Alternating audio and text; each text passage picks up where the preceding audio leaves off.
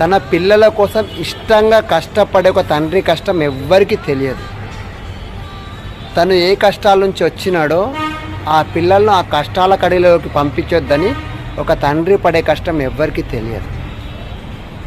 అతన్ని ఎవరు గుర్తించరు, కానీ తన కుటుంబం కోసం పనిచేస్తూనే ఉంటాడు. నువ్వు కూడా రేపు తండ్రి అవుతావు. అప్పుడు నీకు తెలిసి వస్తుంది మీ నాన్న ఎవడు అని, ఎలాంటోడు అని.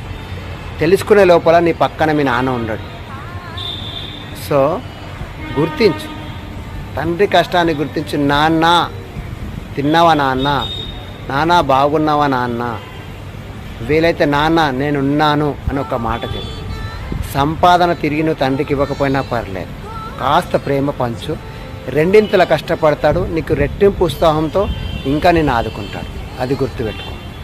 నాన్నకు కావాల్సింది ప్రేమతో ఒక పిలుపు మాత్రమే. ఆ పిలుపుకు చాలామంది దూరం చేస్తున్నారు. పిల్లల పిలుపుకు తండ్రులు చాలామంది దూరం అవుతున్నారు. ఇది తప్పు, ఇది తప్పు.